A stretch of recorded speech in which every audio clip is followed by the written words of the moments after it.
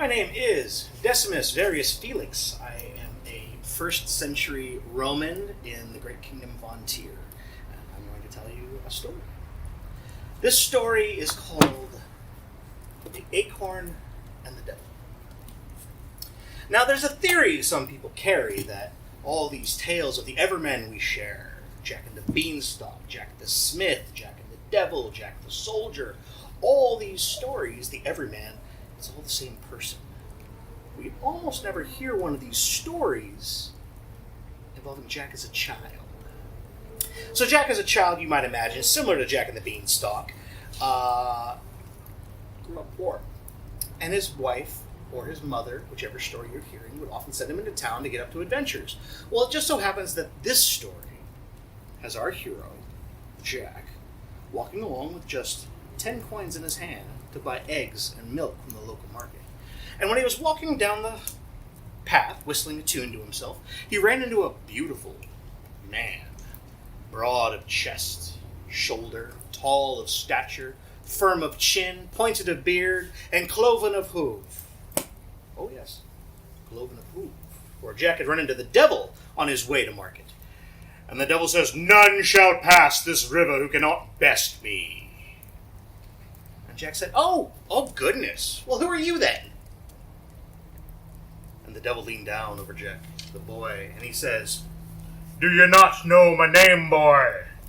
Jack says, "No, don't know you from Adam." "Well then, I am Lucifer, called Morning Star." "Oh, nice to meet you, Lucy." And the devil said, "Not Lucy, Lucifer." "Well, if you were Lucifer, the devil, you must be able to do a fair bit of magic." "Of course, I'm the Prince of Darkness. I can do any magic I like." "Well, could you make yourself, I don't know, great big huge man?" "Aye."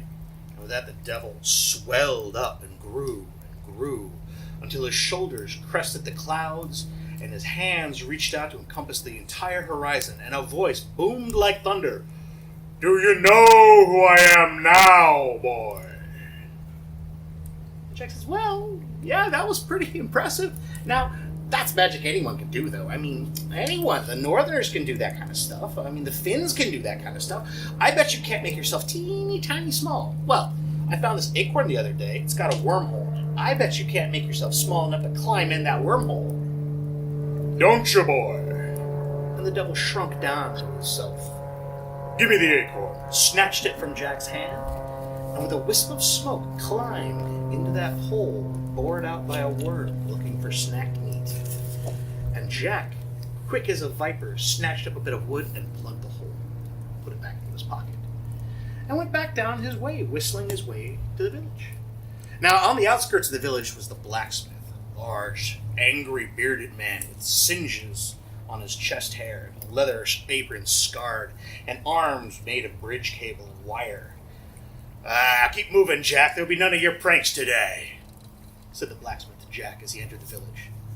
And Jack said, I hope you could beg a favor. I'm so hungry, and I have to bring everything I buy from the market back to my mom without eating any of it, because we have to share it. But I did find this acorn. If you could just crack the acorn for me, I'd really appreciate it."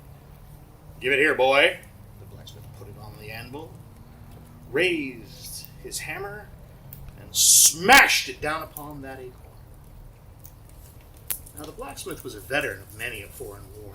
His reflexes had not left him all those years tending the fire. So let me tell you that when that hammer rebounded from the anvil and came straight at the man, he stepped to the side, and it continued upon its way, and left a hammer-shaped window at the back of his smithy. "What the devil was that, boy?" "Oh, it was just an acorn, but if it's giving you trouble, I'll ask the carpenter to take care of it, or maybe I'll have my sister do it when I get home." "Give me the acorn, boy." The smith put the acorn back upon his anvil, and he reached down, and he pulled up a great 10-pound two-handed sledge. He'd show Jack the Smith and his stupid pranks. This is probably a rock, but if it's a rock, he would smash it to smithereens. And that Smith raised it right above his head, came crashing down, and again, only his reflexes saved him as that hammer sailed after and left a bigger window than the first. Oh, goodness, I didn't realize you were sick today, blacksmith. I'm sorry. I'll take that acorn out of here. I see it's causing you some consternation. I apologize. Put it on the anvil, boy. The blacksmith went back to his closet and pulled down from its place of honor his grandfather's hammer. Now, this is a hammer that was often wielded when striking with other smiths to build a great piece of work. And they would strike in turn, one after the other. And this hammer, well, it wasn't 10 pounds, it wasn't 12. This hammer weighed all of 16 pounds. And it required a man of the smith's stature to swing it.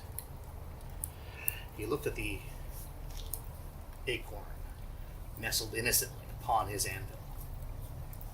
And he raised that hammer back over his shoulder and leaned away, brought his hand up and over, dropped his knees, and that hammer crashed upon the acorn, and his anvil split in two. The oaken foot split in two. His floor split in two, and yet that acorn shattered to 1,000 pieces, and a smell such as you've never found before wafted over the shop. And the blacksmith, looking at the horror of his workspace, declared, "The very devil was in that acorn!" And Jack, the boy, said, "So he was."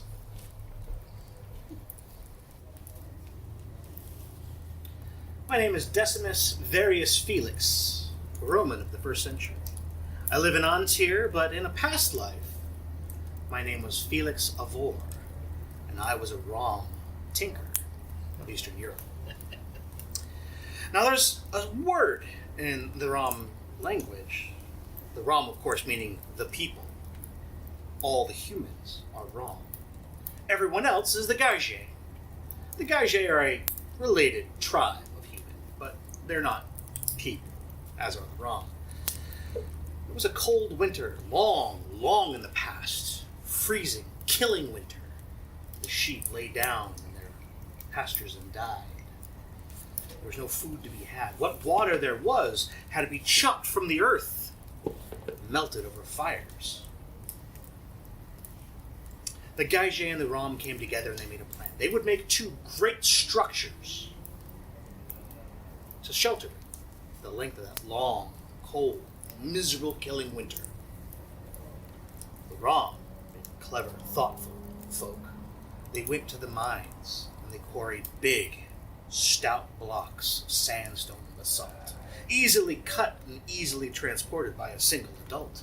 And they built such a cathedral to the heavens, tall of tower, graceful of form and function, but the Gaige being a lazier type. They gathered up all the cheese they had left, and they stacked it into one place, and they hollowed it out. And every time they hollowed a room, they ate the cheese.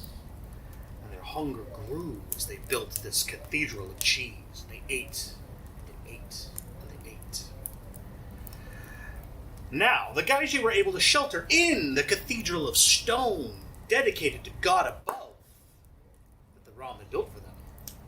And so they survived the winter, and the Rom's labors, well, they kept them warm, trudging back and forth from the mines, sheltered them from the worst of the winds. And although the cheese cathedral was a very poor shelter indeed, the Rom too did survive, but they had no home at the end of that winter. Which is why, to this day, the Rom travel, and the Gaige still owe us money.